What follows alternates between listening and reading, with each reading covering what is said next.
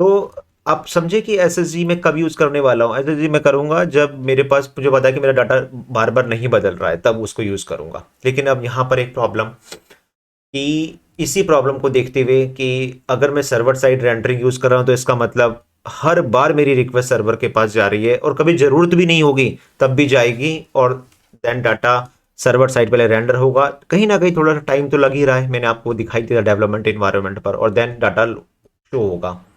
और static site generation में मैं ड्रॉ आपको बता दिया कि अगर कोई भी अपडेशन होगा तब आपको नहीं मिलेगा।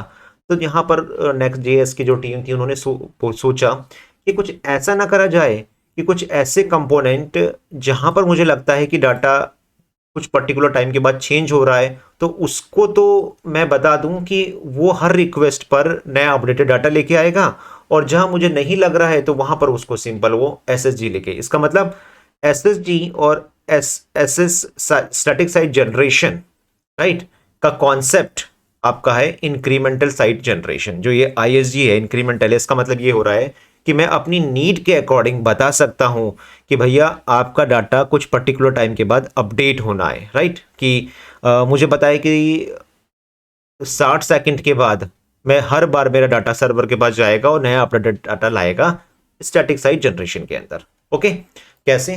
तो उससे पहले मैं कुछ चीज़ें आपको पहले बता दूं। पहले यूजर्स से ही मैं आपको शो कर देता हूँ। जैसे ये यूजर्स चल रहा था हमारा, तो आप देख रहे हो यहाँ पर आपने एक फैच लगा रखा था। तो जब मैंने बिल्ड बनाई तो बिल्ड बनाने के टाइम पर क्या हुआ, नेक्स्ट जेएस के पास ये इंफॉर्मेशन गई कि ये सारा का सारा डाटा यूजर्स का, कंपनीज का, ये सारा डाटा उसने क्या कर दिया है, ये पूरा डाटा उसने इस पूरे डाटा को क्या कर दिया है, कैस्ट कर दिया है। सी इसको इससे ज़्यादा समझा पाऊंगा मैं।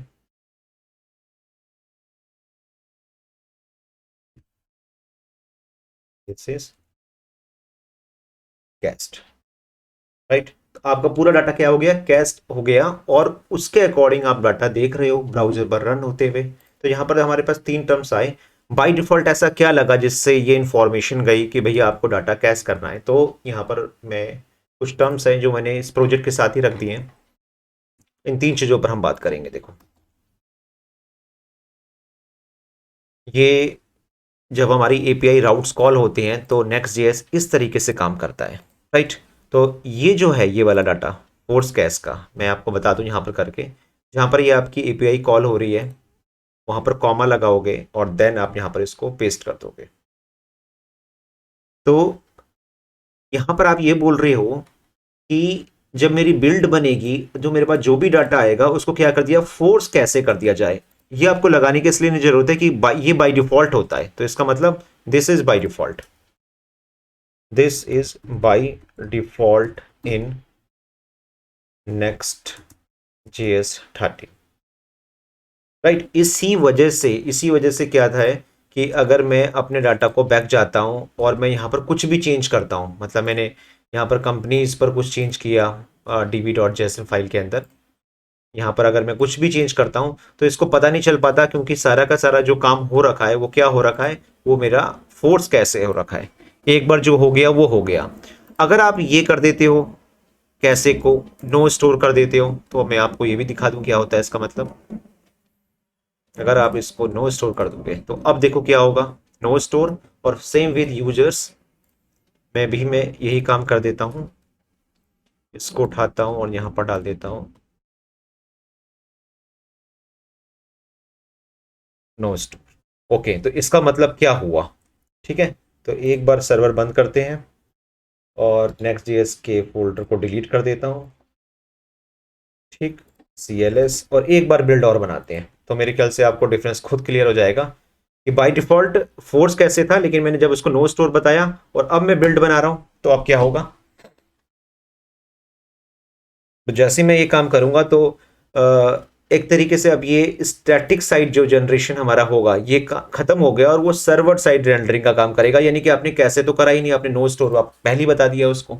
ओके, तो अगेन ये बहुत इंटरेस्टिंग चीज़ है, very very important and very very interesting, ये चीज़ आपको पता होना चाहिए, ठीक है। और उसके बाद आएगा आपका इन इंक्रीमेंटल साइड जनरेशन को मैं समझाऊंगा उसका क्या मतलब ये होता है।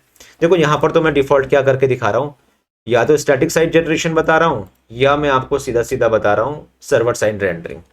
दोनों में से कोई एक काम होने जा रहे हैं इसके अंदर। ओके, तो जैसे ये लोड होता है तो मैं दिखा देता हूँ आपको।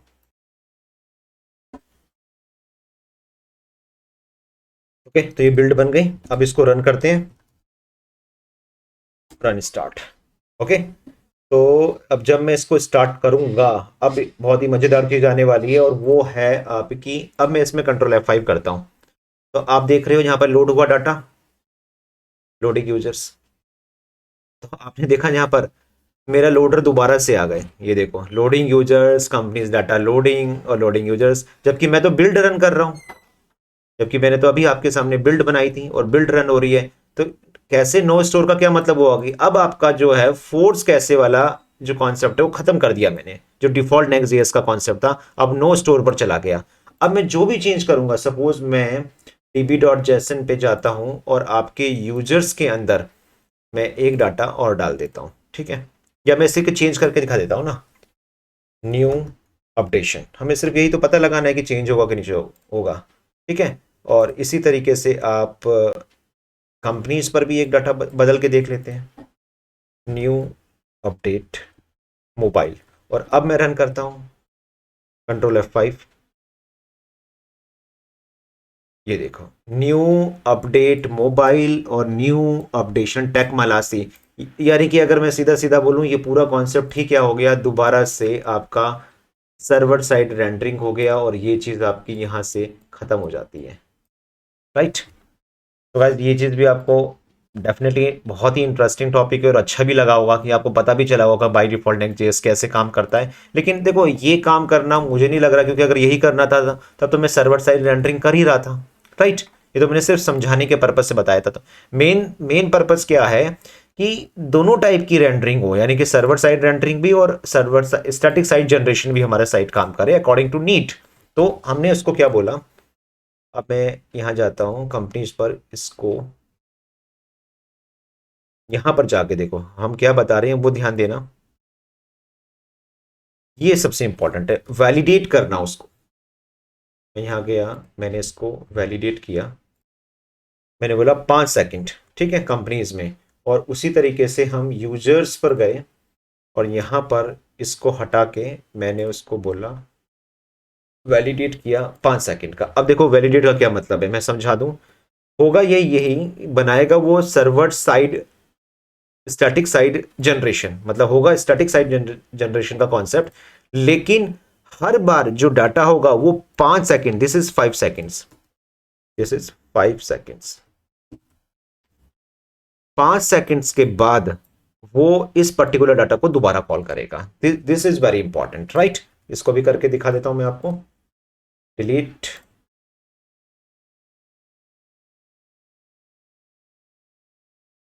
इसको सर्वर को बंद कर देते हैं, और उसको मैंने कर दिया है, और npm रन बिल्ड एक बार दोबारा चला देता हूं, ठीक है। और इसकी जैसी बिल्ड बनती,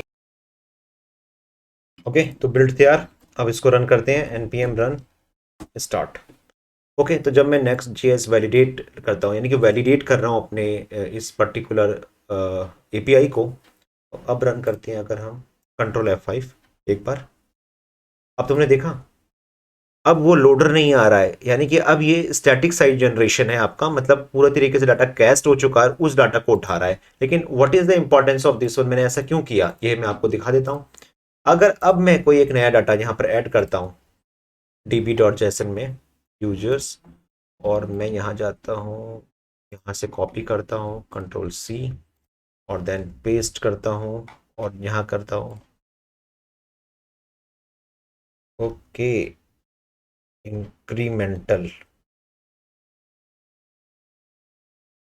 वर्किंग, यानी कि ISG वर्किंग, एक इसमें डाल दिया, और एक मैं कंपनीज में डाल देता हूँ Ctrl+C, और यहाँ पर भी लिख देता हूँ ISG, ठीक है, सेव कर दिया। और अब मैं यहाँ पर रिफ्रेश करता हूँ, कुछ नहीं हुआ, 5 सेकंड वेट करते हैं। देखो यहाँ पर कोई पुराना डाटा ही है। अब मैं दोबारा 5 सेकंड आई थिंक हो गए होंगे, अब मैं कंट्रोल F5 कर रहा हूँ, आप खुद देखना। ये थोड़ा टाइम ले रहा है। ओके गाइज, यहाँ पर अपडेटेड डाटा नहीं आया, उसके पीछे क्या रीज़न है वो मैं आपको बता दूँ कि मैंने यहाँ पर एक्चुअली में वैलिडेट लिया था।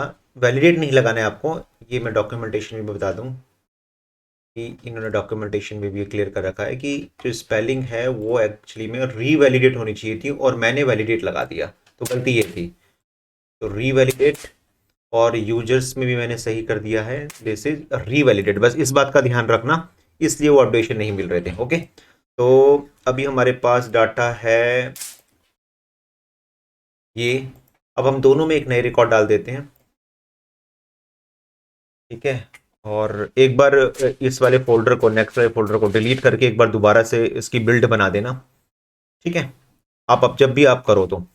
और अब मैं आपको एक नया रिकॉर्ड चेंज करके दिखा देता हूँ tb.json में। यहाँ से हम कॉपी करते हैं, यहाँ से लिया, इसको कॉपी किया और पेस्ट कर दिया, ठीक है। यहाँ पर मैं लिख देता हूँ ओके ISG वर्किंग, एक नया रिकॉर्ड ये डाल दिया है, सेव। और एक मैं डाल देता हूँ कंपनीज के अंदर, Ctrl+C, और यहाँ पर डाल देते हैं ISG कंपनीज वर्किंग, ठीक है, एक ये।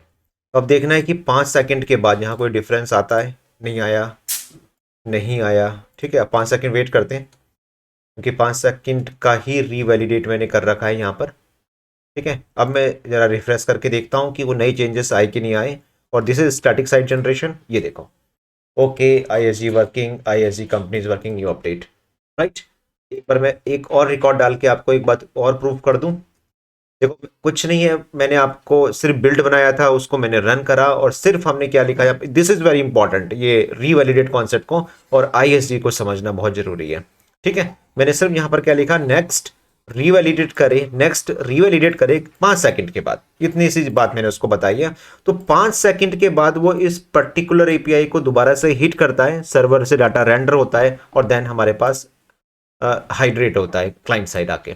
ओके, तो एक रिकॉर्ड और बढ़ा देते हैं कंपनीज पर, इसी को कॉपी करते हैं और पेस्ट, और मैं यहाँ पर लिख देता हूँ न्यू कंपनी एडिट, ठीक है, सेव। रिफ्रेश करता हूँ, नहीं आया, रिफ्रेश करता हूँ, नहीं आया, रिफ्रेश करता हूँ, नहीं आया। अब 5 सेकंड वेट कर लेते हैं और अब मैं रिफ्रेश करता हूँ, ये देखो न्यू कंपनी एडिट। ओके, तो तुमने देखा कि मतलब पूरी तरीके से मेरा डाटा कैस्ट ही है, लेकिन अकॉर्डिंग टू रिक्वायरमेंट मैंने ये बता दिया कि भैया ये कंपनी का जो डाटा होगा, जब भी ये लोड हो तो 5 सेकंड के बाद दोबारा से रीलोड कर दे। This is static site generation, sorry, this is incremental site generation concept. और ये बहुत ही इंपॉर्टेंट है गाइस, वेरी वेरी इंपॉर्टेंट, क्योंकि इसका मेनली मैं बहुत ज़्यादा यूज़ करूँगा, क्योंकि अपनी नीड के अकॉर्डिंग मैं अपने पूरे ऐप में ये बता रहा हूँ कि कब मुझे डाटा को रीवैलिडेट करना है। तो आई थिंक गाइस आपको इसको पहले सही कर दूँ, रीवैलिडेट, इसका मतलब भी क्लियर हो गया, इसका मतलब भी क्लियर हो गया, इसका मतलब भी क्लियर हो गया। और मैंने बिल्ड करके आपको और देन उसको रन करके इनका भी डिफरेंस बता दिया, डेवलपमेंट इन्वायरमेंट का भी डिफरेंस बता दिया। और आई थिंक अब आपको इसमें कोई डाउट नहीं होना चाहिए कि CSR क्या होता है, SSG क्या होता है, इंक्रीमेंटल साइट जनरेशन क्या होता है, सर्वर साइड रेंडरिंग क्या होता है। ओके, तो आई होप गाइज आपको ये सारी चीज़ें बहुत ही अच्छी तरह समझ आई होंगी, ठीक है।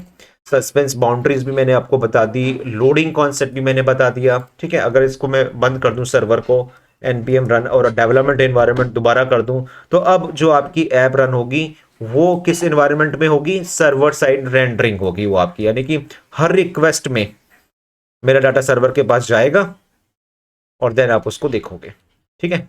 और मैं इसको रिफ्रेश करता हूँ, ये देखो लोडिंग, लोडर चलेगा, लोडर चल गया तो इसका मतलब आपका डाटा सर्वर साइड रेंडरिंग में चला गया, यानी कि वो SSG कॉन्सेप्ट लग गया।